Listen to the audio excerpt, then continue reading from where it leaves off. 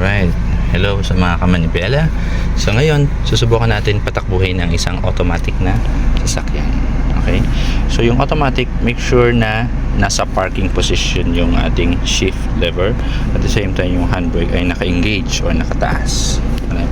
Tapos ako ngayon, nakapress sa brake pedal.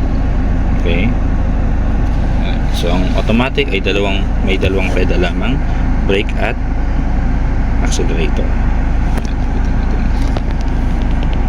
Okay, so nakapress ako sa brake.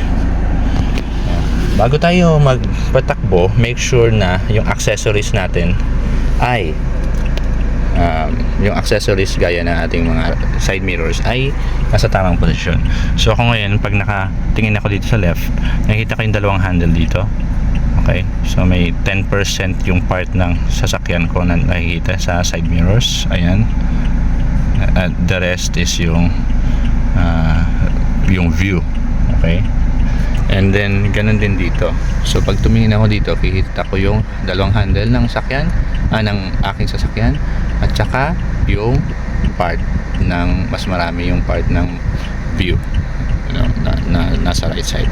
Okay, at sa rear view mirror ko naman, ito, nakikita dapat yung buong window sa likod. Yan. Okay, so magpapatakbo na tayo.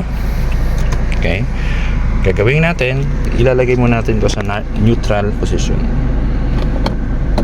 Neutral, then handbrake, disengage. So pull ng konti, then press, then down.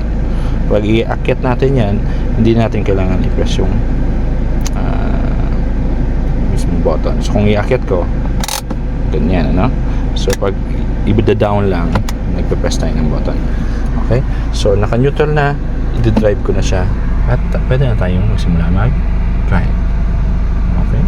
So bibitawan ko ng dahan-dahan yung aking brake. Tatakbo na siya. Okay? So mapapansin nyo, so brake lang tayo. And then kung gusto kong mag-increase ng speed from brake, islant lang natin yung ating paa. Brake. Mag-left turn ako dito. So ayan, nag-alternate lang po yung paa nito. Accelerate kung maluwag yung harap nyo. Okay.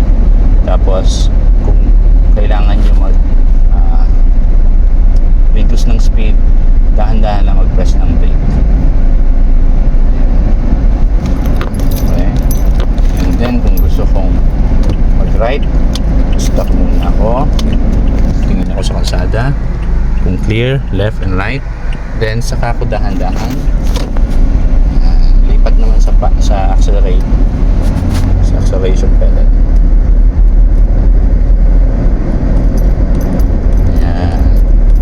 Hindi po natin inaangat yung ating paa, no? Naka-pivot lang kayo sa heel part. Yung heel part, yung pinakadulo ng paa dito. Okay? At nakasanda lang yan sa floor. Okay? Pinaka-floor nyo dito. Ayan. Nag-slant lang yung ating right foot sa accelerator. And then, kung kailangan natin mag-reduce ng speed, balik natin siya sa brake. So mapapansin nyo, nakatuwid yung paa ko sa brake, pero nakastand sa accelerator. So ito, mas madali imaneho ang automatic kasi yung left foot nyo laging nandito sa may bandang rest foot dito, naka-elevate yan. So dito nandyan lang lagi. Tapos yung right foot lang yung nag-work sa automatic na transmission sa sasakyan. Okay, slant. Tapos ito, i-move ko ng konti kasi yung camera na andyan sa baba. So i-move natin konti. Yan, dapat tuwid yung paa nyo. Yan.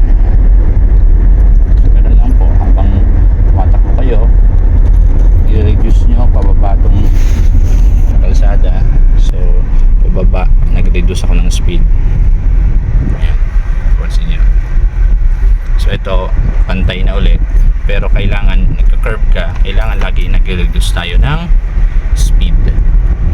Okay, pag sa mga ganitong curve, ayan, circumferential road or circle, ayan, reduce speed, naka-alalay sa brake. Tapos kung gusto ko mag-increase ng speed, accelerate. Okay, so makikita niyo rin dito sa bandang foot part,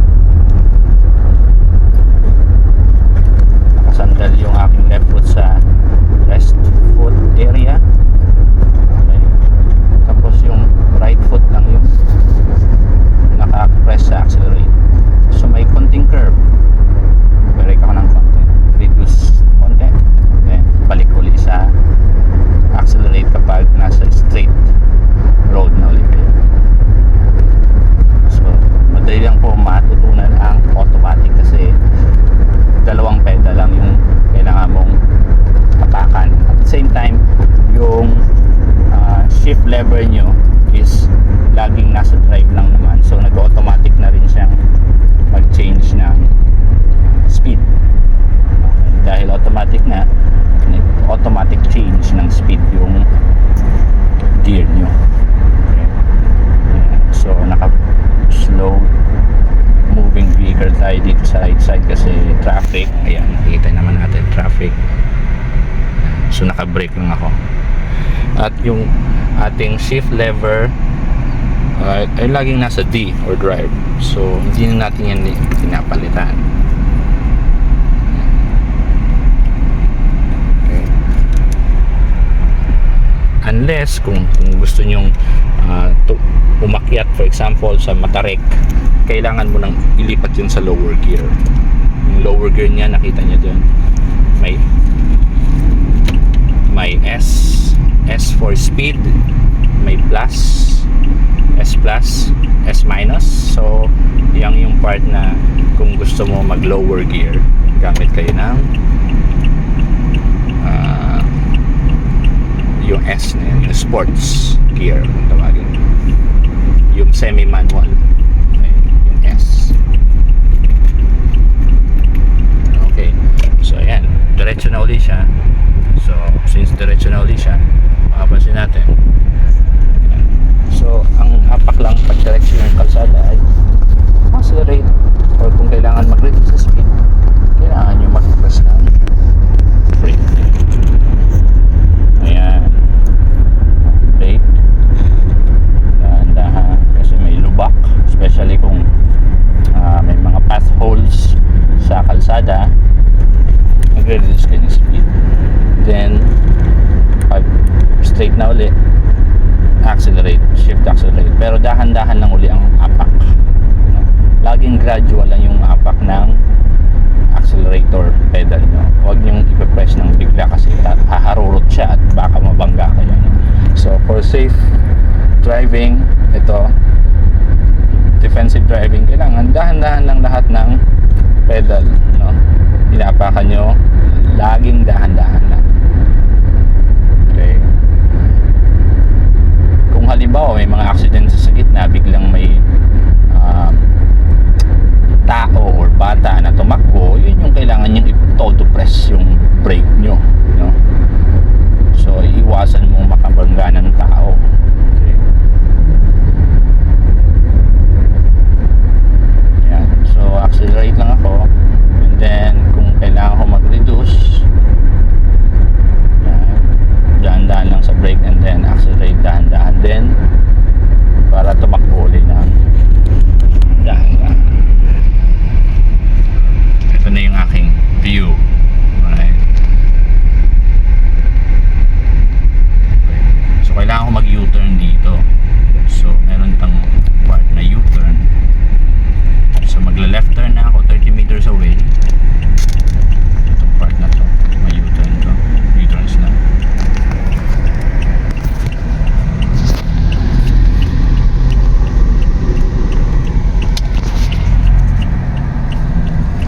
So titingin kayo sa left mirrors nyo kung walang sumisingit. Okay, alright, wala naman so far. Okay, then nasa right most lang ako.